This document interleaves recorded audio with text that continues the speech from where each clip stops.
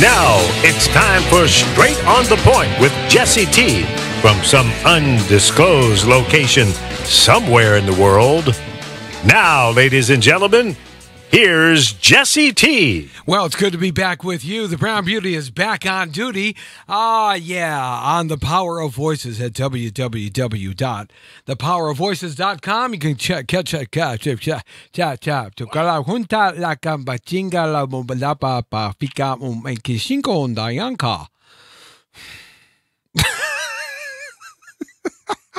I have no idea what I just said. Except I got people calling me from Louisiana.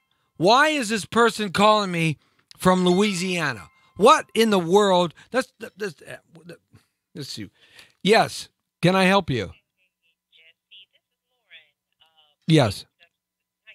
I'm good. I'm on TV and I'm on the radio and you're on with me. So how? Yeah, but no one can hear you. They just see me talking to you. So it seems like at 5 o'clock when I go on in Los Angeles, everybody in the world wants to call me. Do you have like an alarm clock that says, Jesse T is on, call him? I think you and 5,000 other people have an alarm clock that goes off and says that. I am so sorry. Monet is actually on her way there. Right? We were trying to call her earlier. Okay, well, we're going to put you on right now. Yeah. Oh, okay. How do I do that? Oh, okay. All right. Well, yeah, so Monet is here, coming, is she? She's on her way. She is. Oh, wow. Where is she at? Because if she's too far with this weather, remember, she's got an hour here, and so, I don't want her to come all this way for 10 minutes. Right. Okay, let me do that. Let me see exactly where she is at this point. Yeah, because if she's too far away, because it's traffic and stuff, I mean, it's insane. Yeah, it is. Yeah. Then it might not be worth her coming down here for 5 or 10 minutes. Right, I get that. Believe it or not, we are 7 minutes after 5 coming up to right now. And I just started the show. Yes. Speaking gibberish. She's been swamped today. Yeah, it's been one of those crazy days. Right. Absolutely. But maybe what she can do is maybe she can pull over and give us a call. That might be better if she's far away. Oh, okay. I'll have her to do that then. And that might be easier for her because I just sense that generally folks, when they aren't here, see, Monet Swan is going to be my guest today, and we're going to talk about what's happening in downtown LA. If the weather clears this weekend, they're going to have a big women's march down there, but more importantly, they're celebrating also the 100th anniversary of Mayor Tom Bradley. Of course, he's passed away now, but had he been living, he'd be 100 years old today, or in the last couple of weeks. Anyway, we're going to celebrate that, and Monet has a big extravaganza going on over there, as well as some other issues that she's out in front of and leading some causes and things like that. So we were going to get that together and get that going here and chit-chat a little bit about that. But she's, bearing down on the weather traffic here in Los Angeles, which is difficult at times. So I have her representative here, Lorraine, on with me. Hi, Lorraine. Hi. Yes. I'm here. That's a sexy Jesse. Hello. How are you? Hi, Jesse. Yes. I'm here. So I'm going to reach out to her. I know that she's in the car, so I'll reach out to her and see if she can just give you a call in. That might be better for her rather than her maybe getting in an accident trying to rush down here. Okay. Sounds like a plan. Let me give you the call number, okay? This is the call-in number, so you can get a nice, clear audio on her. 424-227-94 Grape Popsicle. Boy, that looks good. I'm sorry. Lee knows I've cut out all the sugar out of my diet. I'm like sugar-free. I'm not having sugar or salt anymore because I'm a sugar addict. I'm an addict. I am a sugar addict, and I'm not going to have sugar anymore. So, no more sugar for me for about a week and 2 weeks now, and I'm going through major withdrawals. And my producer, Lee, here is eating a beautiful grape popsicle. Oh, my gosh. It's a veggie pop. I have to try a sugar-free popsicle. That might work for you. You know what happens if I eat sugar-free popsicles? Then I want a sugar popsicle. See, I can't fool myself. I got to go cold turkey. A cold turkey. That's it. well, okay, let me verify that call-in number again. 424-227-9461. 9461. Okay, she's texting me now. 424-227-9461. We can do 10 or 15 minutes and get the message out at least. Okay, no problem. Okay, well, I'll get her on the line for you guys. Okay. And have her to give you a call. Sounds good. All right, great. You. Thanks. Bye, Lorraine. Well, yeah, now, how did I know to answer that one? Whether the one from Chicago, from Philadelphia, from Florida, from Michigan, from Texas. I get all these calls. How did I know to answer? How many have I not answered? It's called gut feeling. Is it? Right. Yeah. You know, it's interesting that you say that. There are two brains in our body. Did you know that? Science has proven this. You have your brain up here in your brain itself, but you also have a brain in your gut. And the brain in your gut controls your emotions. And the brain in your head controls where those thoughts go. It's like a big giant traffic cop up in here. So you are just awful. This man is awful. He's eating a popsicle, and I don't care if it's a veggie popsicle. It looks like a grape popsicle. He's sucking on it and making all these terrific eating sugar. Ugh. And I'm just gonna look at. That's it. I'm drinking my water. Is this Arrowhead water? Hey, you can't drink Arrowhead water anymore. Pour it in a steel bowl, and it turns out to be a gelatin substance. Did you see that article on Facebook? What do you think about that? I think it's bovine. Really? We ought to run that experiment right now. Is there like a metal bowl around here we can pour this water into before I drink it, and it turns into gelatin substance and stops up my whole body? Yeah, there was this thing on Facebook, guys. Arrowhead Water. Facebook. Hey, saying hi to Asnowden 90. ASNOWDEN 90. Yes, there you go. Hi, how are you? Good to have you on Instagram. Hey, we're at Instagram Live at Jesse Torrero. Also, Facebook.com/Jesse Torrero. We're there too, broadcasting live and also on live stream and Periscope and everywhere else, Twitter and LinkedIn and Blogger and Tumblr. And we're on the air and everywhere on the global radio network of thepowerofvoices.com. You can check us out there if you're checking the audio feed. I'm afraid to drink this now because it might turn into a giant gelatin substance like they did on Facebook. What do you think that was? What do you think? Seriously? I think it was almost frozen water. They put it in a metal bowl that was probably half frozen as well. And it froze immediately, but into different forms like it did, and it was soft and gelatin. Did you see the whole video? It was squeezy like Play-Doh or putty or like melted plastic. Right. All right. Well, I'm just gonna take my chance and drink this. You've been drinking it all along. Now, if my head turns to mush and I turn into a giant gelatin.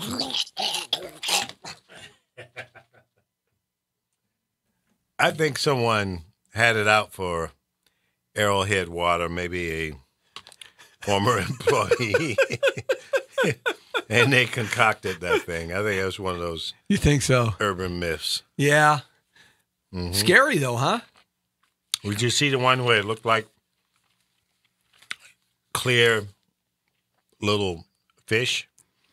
Oh no, I didn't. That see were in that water. No. Mm-hmm. God, this popsicle is good. You are a bad man. You're an evil man. Evil man. And that was the last one I had. Felicia. So I'm going to go buy some more. Right now, right? Yeah. And you're going to get a Slurpee on the way and a big eclair donut and come back with a Milky Way bar and a slushie and all that good stuff, right? Yeah. Dr. Pepper, cream soda. Cinnamon roll. And Mr. Pibb. No. Banana split. I can't do those. Maybe a... Just kind of support maybe a bowl of ice cream, some walnuts, and root beer. Or a grape soda. And just pour the grape soda over the ice cream. Mm. You see what I got to put up with? I'll tell you something. I think I need to bad. sharpen my knife a little bit here. And see how sharp is that, baby? You're gonna cut me short. Huh? Damn. That's right. No, seriously, I am. I'm kicking the sugar habit, and That's good. and I'm having these attacks. You should. You should do that at night, especially before I want to go to bed. I'm having these sugar attacks, major sugar attacks. I want everything with sugar, and everything that I drive by that is open at night has sugar in it. Absolutely. Yeah. What about honey? Can you do honey? If it's not processed honey, there's a lot of people think honey is pure, right? But if the bee ain't pooping it out into a jar that you eat, it's processed, right? Because they have to, when they ship it to the markets, there's a certain amount of preservatives so it doesn't rot, right? And bacteria and stuff. So but it's not. So when you go to like Winco markets, these are markets or Stater Brothers or something, and you'll see you can pull this lever and this machine spits out honey into a bowl. You can buy it and it says fresh honey from the honeycomb. No, it's not. It's just a bunch of BS. Or if it is, then they must have a bunch of bees in the back, right? Bee pooping for Popping your out honey. that honey. Popping out that honey. Yeah, baby. That's right, baby. Give me some of that honey, baby. Need your honey. Let me see. Vanessa Smith is checking and she wrote me an article here. Hey, Jesse, do you think you can interview Mr. Charles Wright from Watts? Watts 103rd Street Rhythm Band? Yeah, I think so. Watts. Express yourself. 103rd Street Rhythm Band. Yeah. Express yourself. Yeah. Bring him on in here. Absolutely. Venice Smith. Yeah, well, let's get him in here. That was a great song. Express yourself. Yeah, I remember that song. Doom. Doom, doom, doom, doom, doom, doom. Doom, doom, doom, doom. Yeah, great song. Out of all the guys from that era, I don't think I ever met Charles. I'm trying to remember. I don't think so. No, I've never met him. Yeah.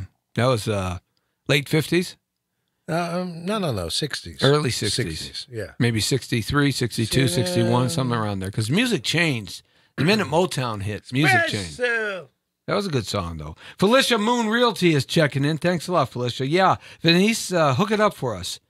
Give me a call. You got my number, right? I'll give it to you. 818-800-1343. Just give me a call. It doesn't matter. And anybody wants to call me, because nobody ever calls me. They only call me between 5 and 6. They'll call you a name, huh? Yeah, yeah, that's right. All right, so that's what we're doing today. We're waiting for our guest to give us a call, but we got some things I can always talk about. Saying hi to Hampton Mike Lewis. Thanks a lot, Hampton, for having us on. Wanted to talk about this homeless thing that's going on. It's a big controversy in Los Angeles. It's kind of crazy when you think about it. They moved those people out of the Santa Ana River basin right over there, and the judge moved them on out, and they put them in hotels, motels, sixes, and boarding rooms for 1 month with a voucher that the taxpayers of Orange County paid for. Now that month is up, and now they don't know what to do with them. They're trying to ship them to Laguna Niguel, and Laguna Niguel said, no, we don't want 200 homeless people on hypodermic needles and drugs and crazy people who don't want to get off the street and just want to create mischief, crime, and filth and trash. So they're suing LA County supervisors for trying to get them there. Huntington Beach said, no, we don't want them. Irvine said, we don't want them, and they're going to put them in Irvine in some tent city thing, and Irvine said, no, we're going to sue you. Nobody wants them. Well, I don't blame them. I don't want them in my neighborhood. Do you want them in your neighborhood? They're already all around my neighborhood. My goodness, you can't go anywhere without getting begged for money. I mean, man, Well, you know what I like to do? This is how you beat a beggar who's begging you to the beg. Okay, so when you know someone when they're hanging out at Circle K or 7-Eleven or the gas station, you just know, you get a gut feeling like we were talking about. There's two brains. There's a brain up here that controls where everything goes in your body, the head brain, and then there's the lower brain in your gut, your gastrointestinal brain that controls your emotions. That's why you have a gut feeling about things. It comes from your gut. And that's validated scientific absoluteness, because they've been able to map that through all the science that they can. You check that out. But you got a gut feeling when someone's going to come up to you and ask you for money. I mean, you just know. You just kind of get this aura around you, right? So before they ask me, I say, hey, You got a quarter? I need a quarter, man. It usually stops them dead in their tracks because I was going to ask you for $1. Man, all I need is a quarter. I'm trying to collect some quarters to get some gas. Stops them dead in their tracks. They don't know what to do. They usually laugh and smile unless they're psycho. A lot of them are. A third of them are psycho. A third of them, don't want to get off the streets, and a third of them want to get off. That's the most recent statistic that I've come up with, doing a little homework on that. So, most of the people don't even want to get off the street. The psychos aren't going to get off the street. That's the thing that they're experiencing in Orange County right now. Of all the people that they took out of the Santa Ana River area right there in Orange County, and they put them in this temporary housing with vouchers that the taxpayers paid for in Orange County. All these people, about three-quarters of them didn't want to get interviewed by the professionals. An assessment. They call it a health and body and mind assessment. They didn't want to get interviewed by these professionals because they don't want to be targeted. Some of them have warrants out for their arrest. They don't want to be assessed. They don't want to go into the programs that are available for them. You got to go through this assessment there in Orange County to get into a program. And there's readily enough rooms available and programs available. There's one supervisor was saying in his district alone, he's got like 300 or 400 open rooms ready to go that are already zoned for this type of individuals and this type of housing.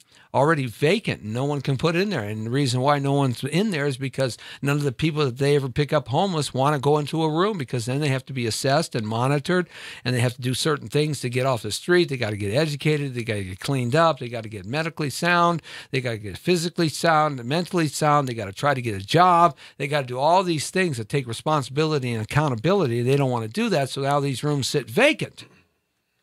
So you see, the problem isn't so much the homeless problem. The problem is people just want to live out there without having to pay anything like you and I have to pay. Taxes, power, water, insurance, gas, tires, fixing our car, food, water, medical, everything.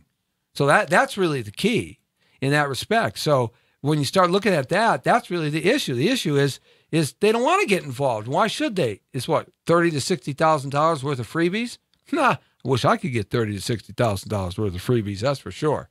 I mean, the solutions are not there. And I just think it's going to perpetuate itself to the fact that we're going to have 260,000 homeless people here in Los Angeles in the next 10 years. Watch. Mark my words. Hey, our guest is here, Moni Swan. Moni, how are you? I'm good. How are you? Well, real good. Sorry we couldn't do it in person, but that's okay. That's okay. That's Yes. okay.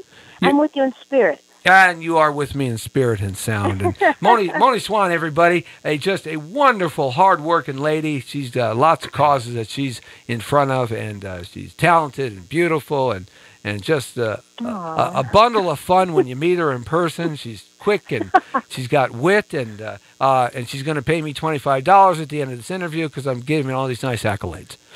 Is that all your worth is $25? Hey, look, you need to add some extra zeros onto that. No, for you, Moni, I'm cheap and I'm easy. Thank you. So where are you exactly in Los Angeles? I know you're fighting this crazy traffic like we all do. Right. Well, I'm out in the beach areas. Oh, okay. Well, to go from one beach to the other beach, sometimes it takes an hour. It does.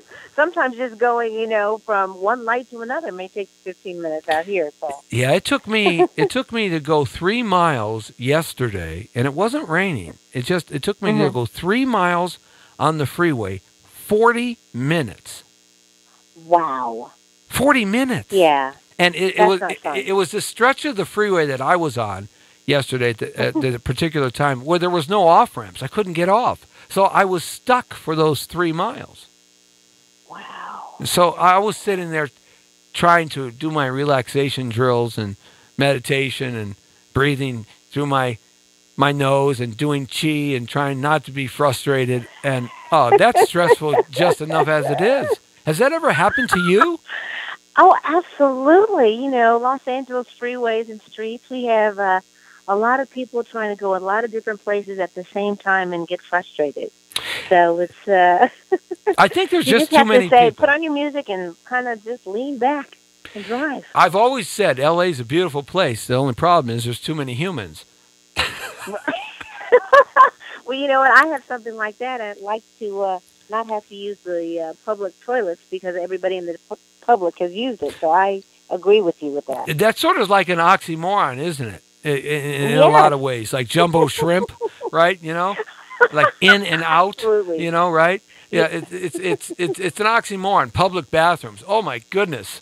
Yes. Yeah, we don't really want to visit those. No, we don't. Absolutely not. That's for sure. You never know what goes on in those bathrooms here in the city of Unfortunately, Los we Angeles. see the results. Yeah, we do see the results. That's absolutely true. So tell me, Moni, you got something huge going on this weekend. If it doesn't rain and Mother Nature is on your side, what's going on this weekend? And I believe that all will be well. Everything will go smoothly, sunny. I don't know how warm it will be, but it's the best time to come together, to join forces with other organizations, celebrate Mayor Tom Bradley, his legacy, and how we are remembering his vision when he was the mayor from 1973 to 1993, and agree to move forward with some of those visions with the Women's March and the March for Our Lives. Now, Tom Bradley, he is, correct me if I'm wrong, he is the mayor that has the longest term in recent times. Ever, period. Really? After him, they put the time limits on it. So, you got termed in and termed out. They didn't have that then. Mm-hmm. And after his fifth win, it was like, okay, we're done. We're not doing this anymore. Yeah. So, yeah. He was a good mayor, though. I was growing up during his mayoralship. I was a kid and 13 when he got in the office and 23 when he got out. And I interviewed him one time very briefly, very quickly, for about 10 minutes for a news reporting thing that I was doing. And that's the only time I talked to him. Then I was at KTNT in Los Angeles at the time on the air there. Okay. And he did a lot. He accomplished a lot in those 20 years. I don't think a lot of folks out there today know exactly all the things that he accomplished during those 20 years. Can you talk about some of those things? Absolutely. Well, one of the ones that I think most Los Angeles or Angelinos see in their daily ride around town is if they go out to the airport, you see the airport terminal that's international is the Tom Bradley International Terminal. And I meet so many people under the age of 40 that don't really know who he was, and they'll say, oh, that's the guy whose name is on the International Terminal. And I'll laugh and I'll say, yes, but do you know why his name is on the terminal? That's the key. Right. And to understand about that coming into play because of the Olympics and the surge of traffic coming in and out, we needed to be able to utilize every bit of space, create it so that people could get in and get out and make the money along with it without having inconvenience. So one of the things he did is the Tom Bradley International Terminal. He brought the Olympics here in 1984, which had never been done, nor since then has any city that's hosted it actually made money out of it. Oh, really? Because of his... Yeah, nobody's ever come out in the black. They always come out in the red. Yeah. And he was the one that privatized a lot of the money that came in, which made it so wonderful. Then the Metro, we would not have the Metro, the green, the red, the blue, all the different types would not have even come into play if he hadn't started that, which he had a lot of people against him on the Metro saying, we don't need it, it's going to tear up the city, people love it now. When the Olympics were coming, he had so many people against it, saying, there's terrorists. Right. And he was a man of the present, He believed in bringing people together, having multicultural coalitions. He was the first one that had different ethnicities in government and in the police department. He created programs for civility, which we still need to keep going nowadays. He also, when women were really trying to get into business, he made a contract with all city construction companies that they had to hire 50% women companies or women to work in these contracts for government. And when you think about our ports, we have the largest container port in the country. And, I mean, it just goes on and on and on and on. But most of the times people don't realize that these things had to create the foundation, which makes California the 6th largest economy in the world. What do you think what do you think he would say today, and since you've done a lot of research on him, and we both kind of grew up during his timeline, but obviously you have a much more in-depth understanding of the accomplishments and the downside of the things, which there really wasn't much controversy in his mayoralship. There wasn't a lot of extracurricular activity that a lot of the mayors today end up getting caught doing, and doing this and doing that. What do you think he would look at today's Los Angeles? What do you think he would say in terms of your opinion? I think that he would look at it and say, we've lost our vision. You know, we have forgotten that our biggest strength is diversity, people coming together for change. When we talk about the grassroots programs that we see with the students, we have to understand that there has to be civic engagement. And that's what he did. He brought people out from Koreatown. He actually created Koreatown. There wasn't a Koreatown until he started it. And he made the Jews come in, the Muslims came in, blacks, Caucasians, everybody worked together because they knew that they needed to have one voice, one mind, one community. So when, like, the Watts riots happened, it broke his heart because that became a tool for division. Yeah, he was a homegrown guy. He was a homegrown guy, so he had gone back to his youth, way back before the Watts riots. So that was a part of his adult life when that happened. Well, he was in city council at the time. Right. So it's like when you grow up, not only from the police force, because as you know, he started out working in the police department, and then he went into city council, and then he became a mayor. That made everything in the city his family. That was an extension of his family, those people that were out there on the front lines, whether you were in the police department or if you're in city council and you're trying to help the communities build themselves up. When you see something just fall apart, it's just like it breaks your heart. And so many people that knew him well said that he died from a broken heart because he had tried so hard to keep everything together. But part of the issue was because he did it so well, we grew so quickly.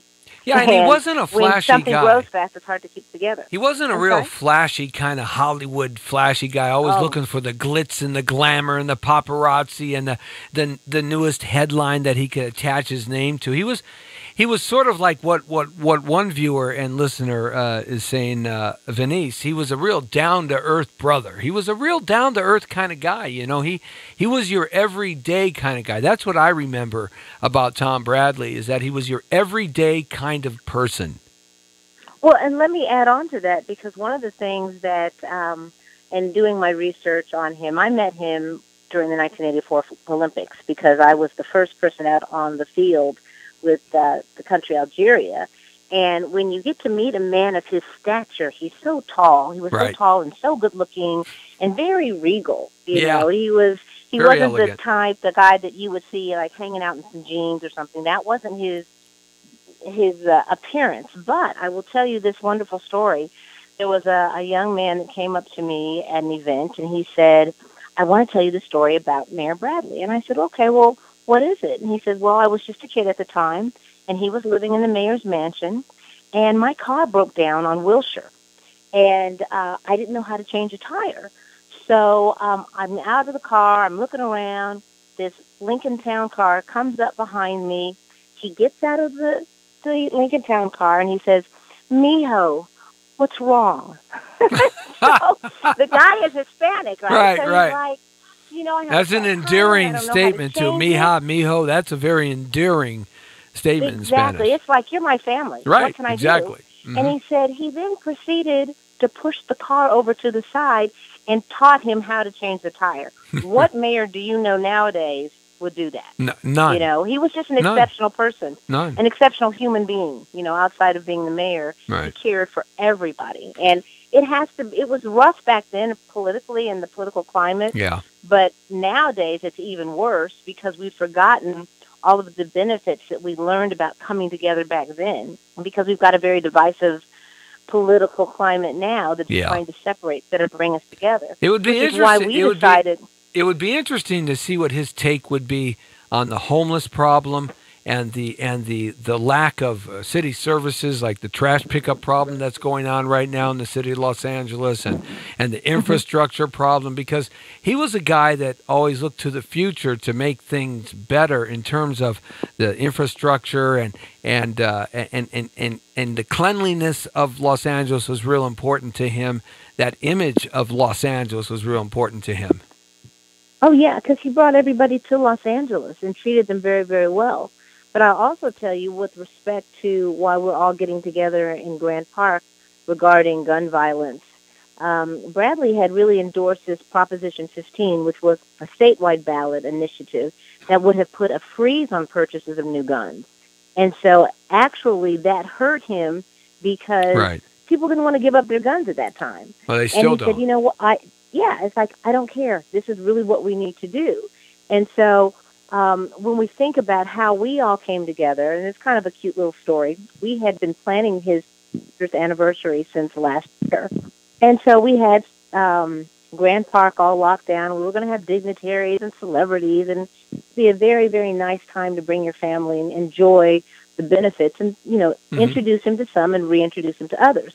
But then the 17 people that were shot down in Parkland became a big, huge story. The students decided to march, and out of the excitement, they picked the date, March 24th.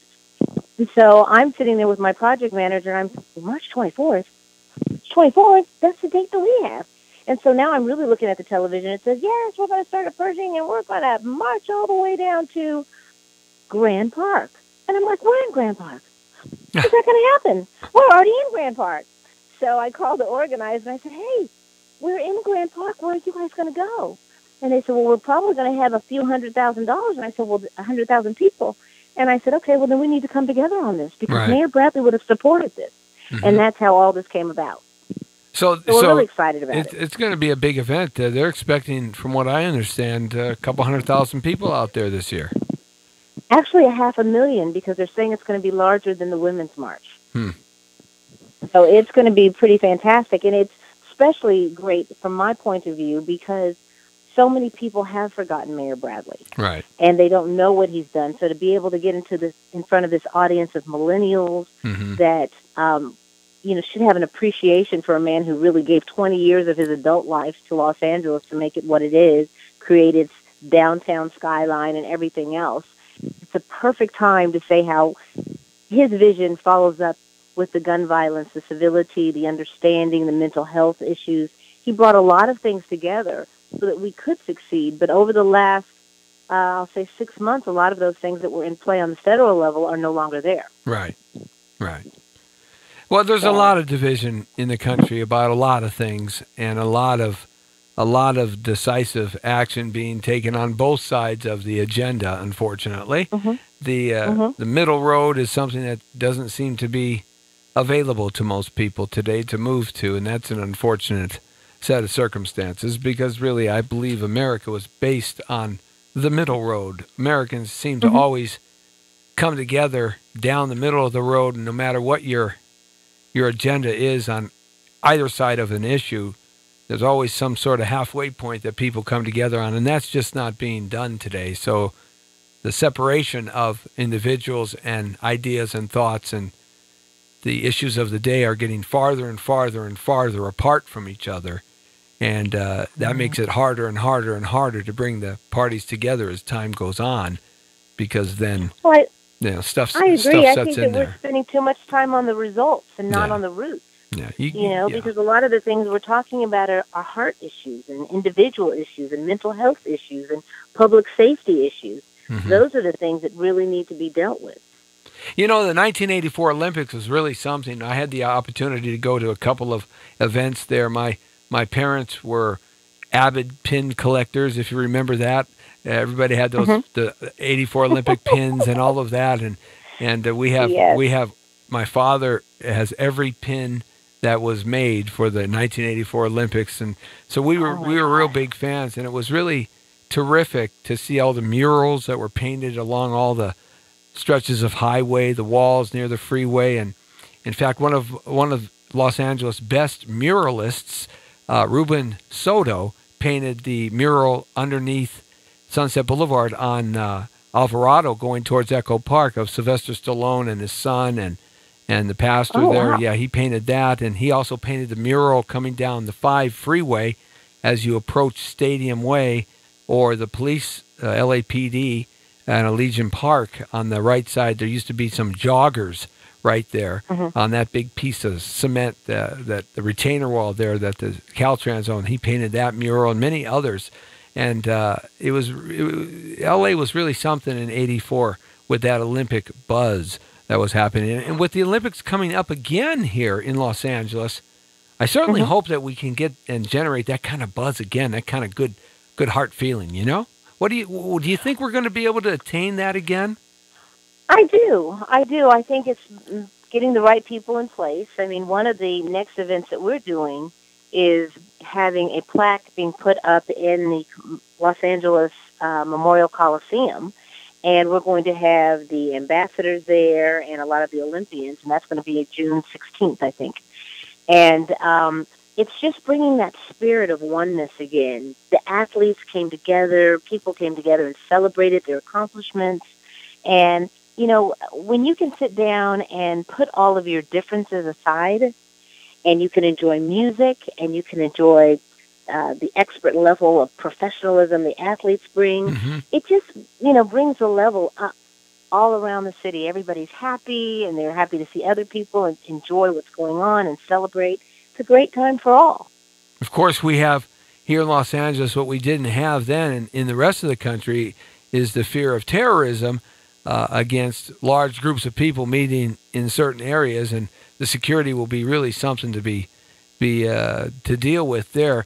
And that's a lot of the ways LA has changed. In a lot of ways, it was Mayor Bradley who was able to lead through the Rodney King disaster that happened, and helped change LAPD to community policing.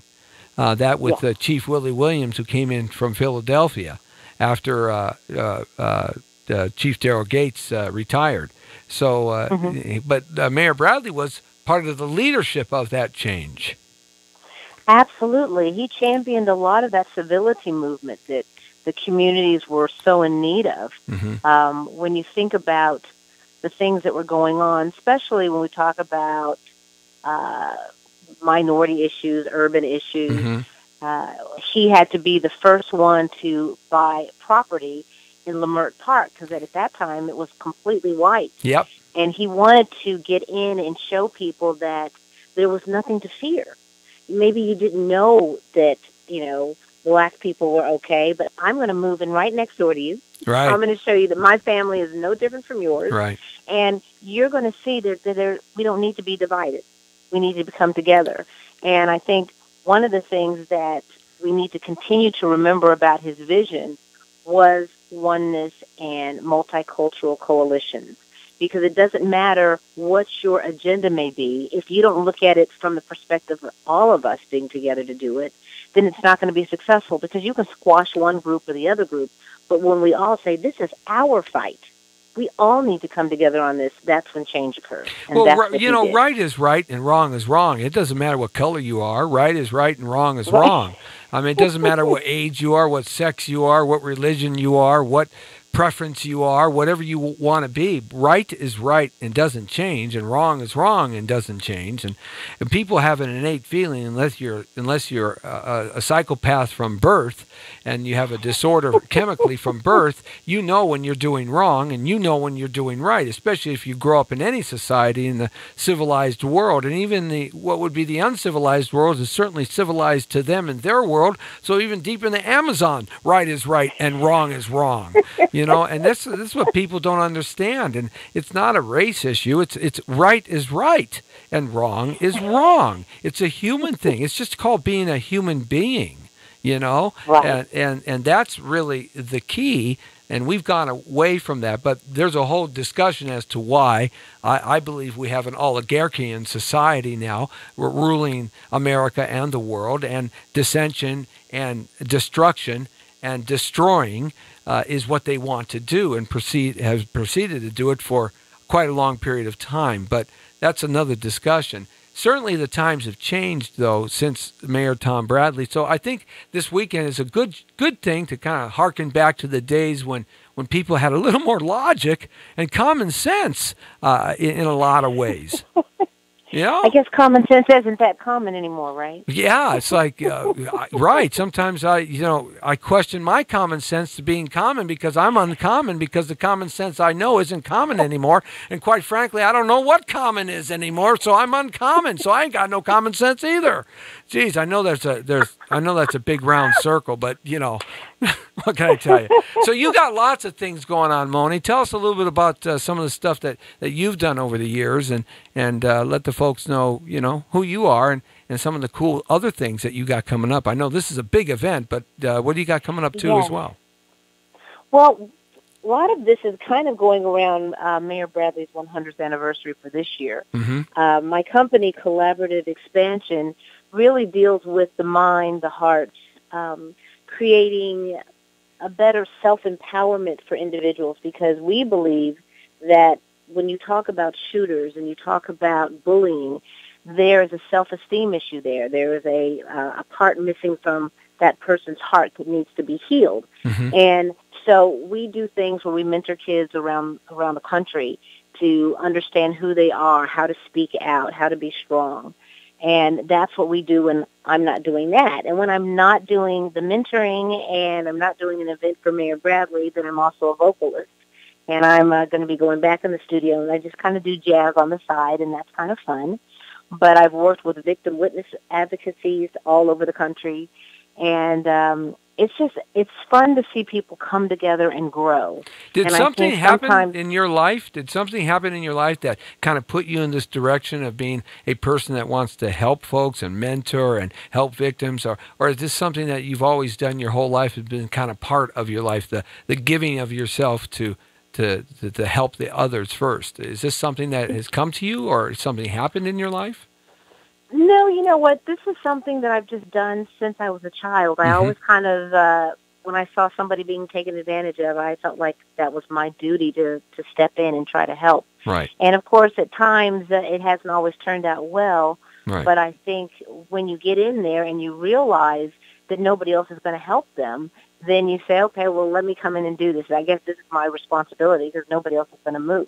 Mm-hmm. So that kind of put me in a position to get the education, to get the experience, to be able to help those who are going through domestic violence cases. I've worked with the prosecutor's office on different cases. I've worked with prostitutes, gang members, everybody that you could possibly think of that's kind of been left out of the equation. Mm-hmm. When you think about No Child Left Behind, that's on an intellectual side. But what are we doing about the children that are left behind when they go home and they don't have parents, or they get on the computer and they play these games that are violent and they become desensitized? Yeah, what do you think about that? Do you think that is one of the main culprits over the last 35 years, almost 2 generations now, that of course being Generation X, after my generation, the baby boom generation, which I was at the end of that timeline, but the next generation, Generation X, and the millennials, and the Generation Y, I think the babies being born today are now being named the Generation Y. So you got so they're asking why. Yeah, well, you got 3. Why are we in this mess? Yeah, exactly. I mean, but you've got 3 generations now, other than the baby boom generation. That's 4 generations, but certainly 3 that have been affected by what you just mentioned: the games, the violence, the sexual perversity, the internet. And human trafficking, which I am a proponent to fight. I fought against. We cleaned up a whole area of the northeast San Fernando Valley. That's been wonderful. there for 100 years, pimps and human trafficking, and we saved some little girls and boys 12 years old from that horrible, disgusting life that they die in, actually, 97% of them. But the biggest thing that the professionals will tell you, FBI right down to the doctors and the psychologists, is the biggest thing that exploded this perversity and this deviant behavior of these pedophiles is the internet. the internet, Yes. and now the smartphones, and so I mean, how do we combat these things that are ingrained in families that are having children today? To say, no, you can't have a cell phone yet. No, you can't play the, Grand Theft Auto or the newest chop 'em, Right. shoot 'em up game. No, I'm sorry, you don't use that kind of language. No, Right. I'm going to smack your little butt. Sorry, I mean, how do we combat from your point of view? How do we win? Well, there are several ways there's several solutions out there, but all of them have a lot of different levels to it, because first of all, it starts in the home. If you have children raising children, it's going to be a very difficult thing to break the cycle. They don't have the information. They may not have the time. They may have been hurt so much themselves that they have nothing to give.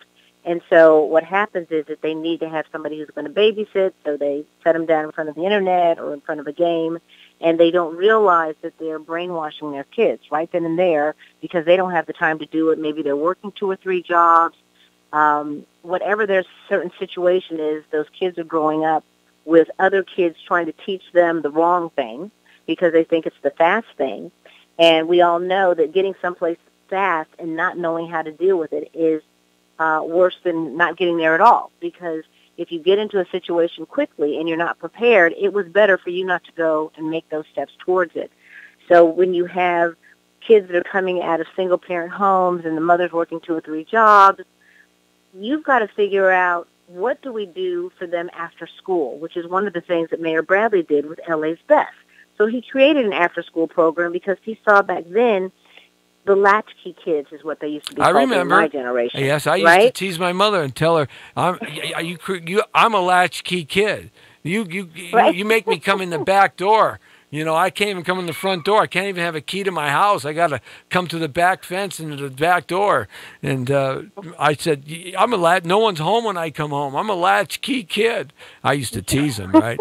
And they said, my mother, bless her soul, she said, you might be a latchkey kid, but I'll tell you something, you aren't far from my latch. And that I wasn't. Well, see, and that's great, though, because the kids today are very, very far from it. And, they don't understand, in some respects, not all of them, but there are some that have real strange ideas as to, what a real day's work is. Right. They're so instant gratification, that they don't realize it takes time for certain things to happen, and that you must be prepared for when it does happen. You can't just step in there and say, hey, I've always wanted to do this. You've got to say, what are the steps to getting in there, and then be respectful of those who are trying to teach you. But I think a lot of times we're getting into places where they want to be someplace before they can get there, and then they disrespect the people that are around that are trying to help them, because it's like, well, you guys messed up. It's your generation that has messed us up. But they don't understand it takes many generations to get where we are today. Oh, yeah. It wasn't just a generation before you. These problems we're having today go back not just 10 years. They go back 100 years.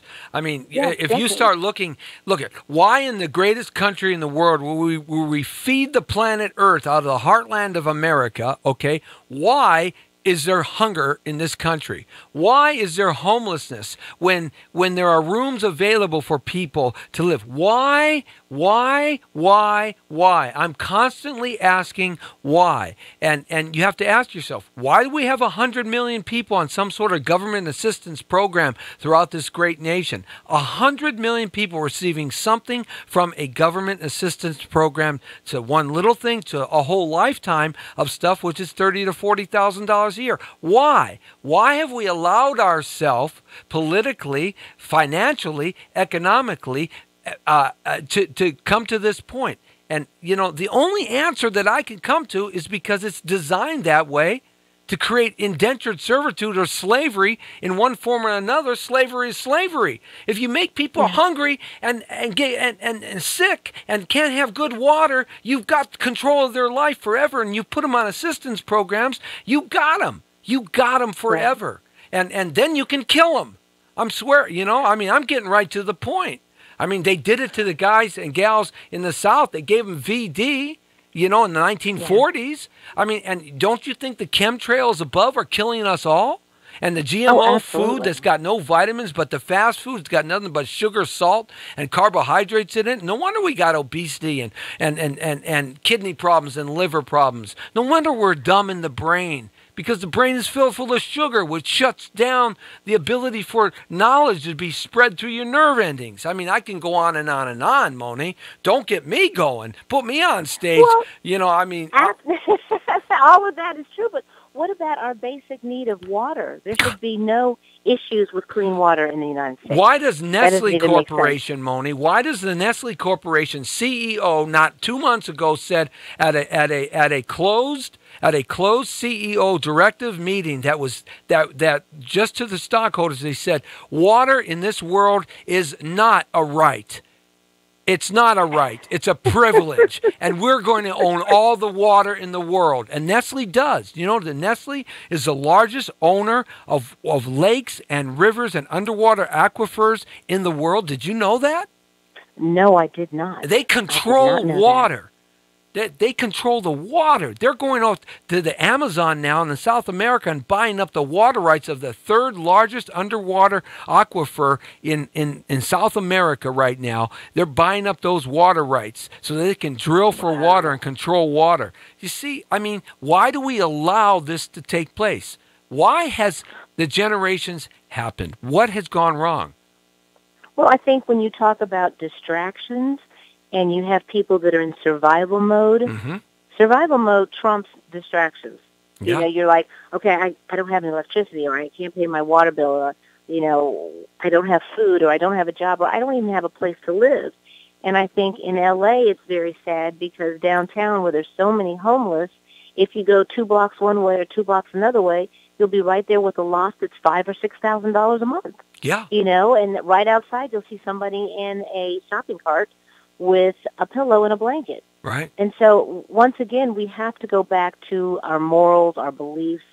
What is being a humanitarian? When you can walk out of a $5,000 loft and you see a man and a child sleeping on the side because they have no place to go and it doesn't affect you, that's where the problems are.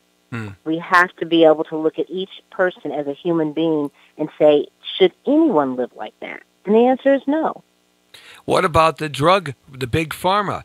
They clean up the Santa Ana River basin right there of the homeless just a couple of weeks ago. In the first day alone, they found 5,000 used hypodermic needles and syringes. 5,000 laying on the ground.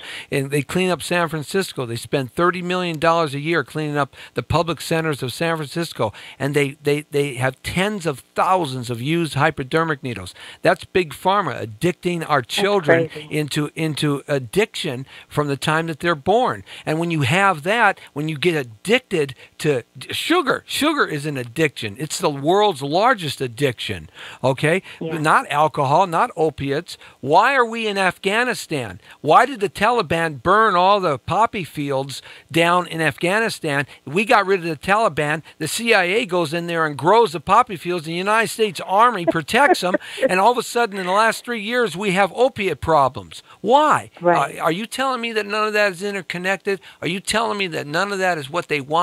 You see, how do we fight that, Moni? How do we get the 500,000 people out in Los Angeles this Saturday? How do we get them to fight that? Forget about that. Let's fight where they're killing us. Yes. Well, it's coming together. I mean, the way I look at it is we're one body. Now, there's some that represent the arms. There's some that represent the legs. There's some that represent the brain. But when something happens in your body, every part of your body that can go and help fix it goes to that area. Mm-hmm. And we have to stop looking at it as, oh, well, you're an arm. I don't have anything to do with you because I'm a foot. And, oh, you're an ear, so I don't have anything to do with you. You're an eye. We have to look at ourselves as one collective community. And when one person is hurting, we all go to their aid. When one person is sick, we all go to their aid. We don't say that doesn't affect me, because it does affect us all. And that's what America used to be, even though we always had our differences and we had our bad points. One for all and all for one. That's where we used to be. Hey, you don't pick your friends in a foxhole when the enemy is charging at you. You don't care who's in the foxhole with you. You just want to protect them and them protect you. There ain't no atheists in a foxhole. That's true. Hey, look, sorry for me getting on my preacher's wagon here, Moni, but, you know, it frustrates me, and I hope that we can turn that 500,000 people into some positive good this weekend. Let us know real quick as we end the show where you're going to be and a way to get in touch with you. Okay, so we're going to be at Grand Park this weekend, this Saturday, and it's from 11 to 4. If you want to come down to the march, it actually starts at 10 o'clock. They're organizing at 9, and the march goes from 5th and Broadway to Grand Park. Then at the park, we're having celebrities singing. We're having speeches, some of the people, the students from Parkland.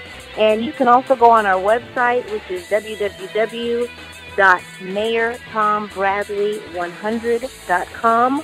And you can also go to our GoFundMe page, which is Stand Up and Walk It Out.